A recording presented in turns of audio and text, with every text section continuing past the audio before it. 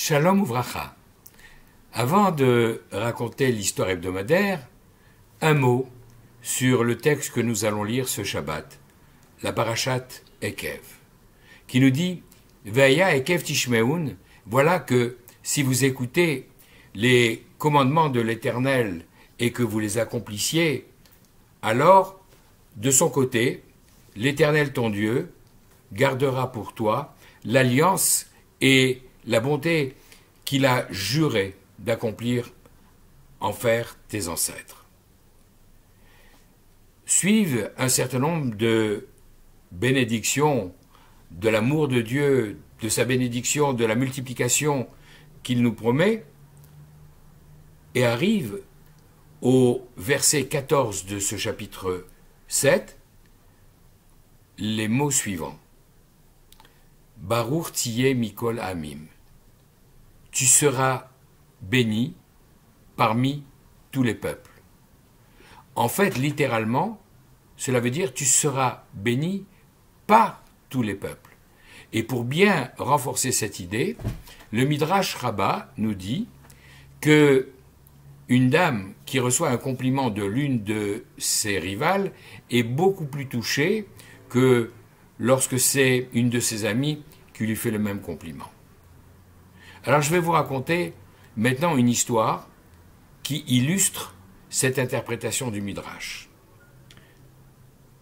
À propos du Baal Hatanya, le Rav Shneor Zalman de Liadi était en déplacement dans une ville quand on lui dit « Un incendie important s'est déclaré dans l'une des maisons de la ville ».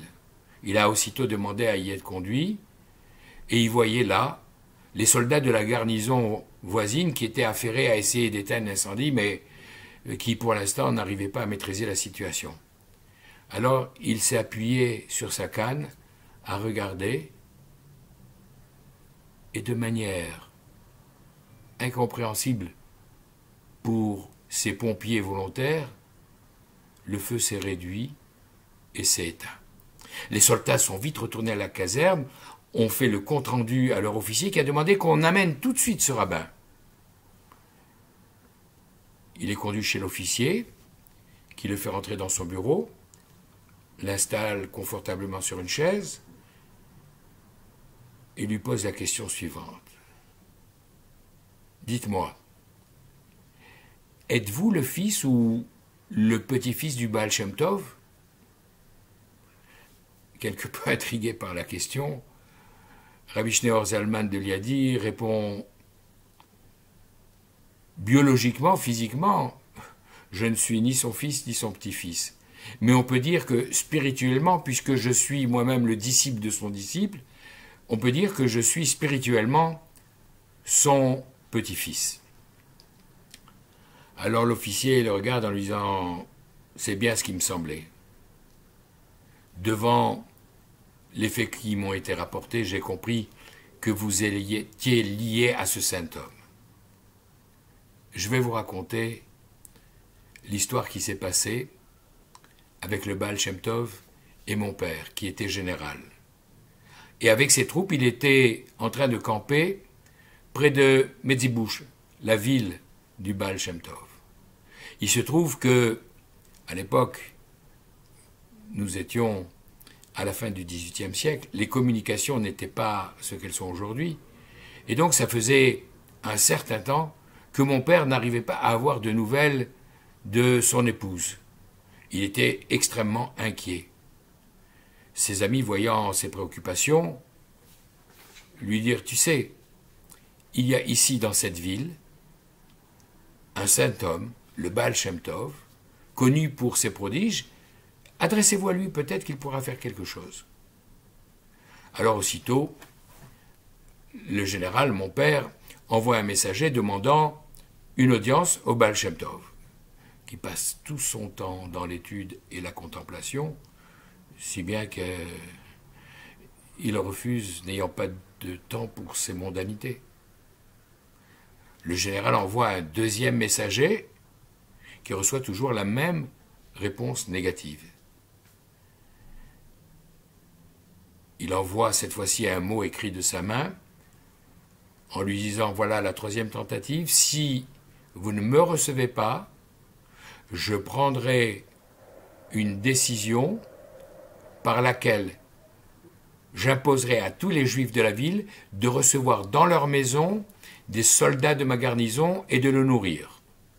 Et comme il savait que nous étions à quelques jours de la fête de Pessah, imaginez ces soldats rentrant avec leur chametz, leur pain levé, dans ces maisons nettoyées de toute miette de pain.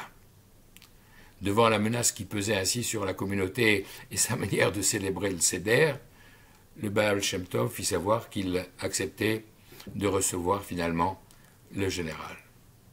Avec son aide de camp, ils se présentèrent chez ce saint homme, furent introduits dans son salon.